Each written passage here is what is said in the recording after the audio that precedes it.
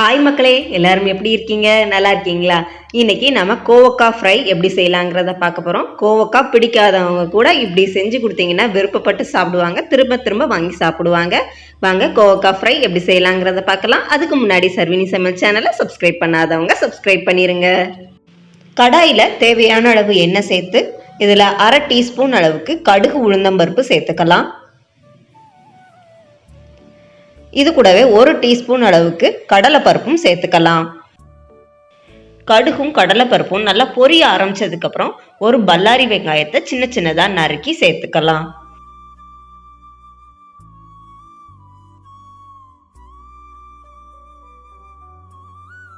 ஒரு கொத்து கருவேப்பிலை சேர்த்துக்கலாம்.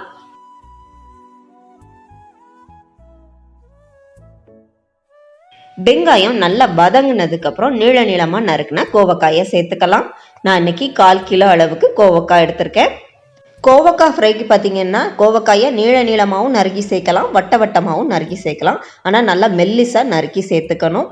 ஏன்னா கோவக்காய் வெந்து வர்றதுக்கு அதிக டைம் ஆகும். இதுக்கு தேவையான அளவு உப்பு சேர்த்துக்கலாம்.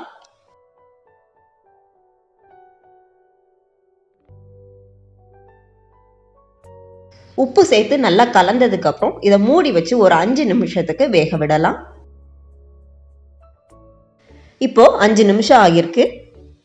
கோவக்காய் பார்த்தீங்கன்னா பாதி வெந்திருக்கு. கோவக்காயை நல்லா கலந்து விட்டுட்டு திரும்பவும் மூடி வச்சு ஒரு 5 நிமிஷத்துக்கு வேக விடலாம். இப்போ 5 நிமிஷம் ஆகிட்டு மொத்தமாக 10 நிமிஷம் கோவக்காயை மூடி வச்சு வேக வைக்கணும். இப்போ இதுக்கு தேவையான அளவு மசாலாவை நம்ம சேர்த்துடலாம். 1/2 டீஸ்பூன் மஞ்சள் தூள், 1 டீஸ்பூன் குழம்பு மிளகாய் தூள் சேர்த்துக்கலாம். உங்களுக்கு காரம் அதிகம் வேணும்னா கூடவே 1/2 டீஸ்பூன் அளவுக்கு தனி மிளகாய் தூள் சேர்த்துக்கோங்க.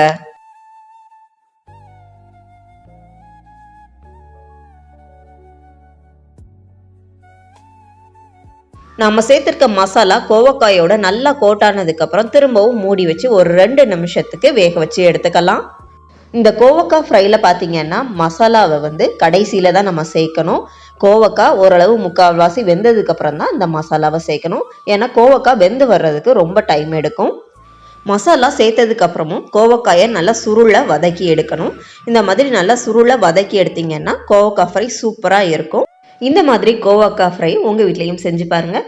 கோவக்காய் பிடிக்காதவங்க கூட விரும்பி சாப்பிடுவாங்க. மறக்காமல் சர்வினி சமையல் சேனலையும் சப்ஸ்கிரைப் பண்ணிடுங்க. தேங்க்யூ.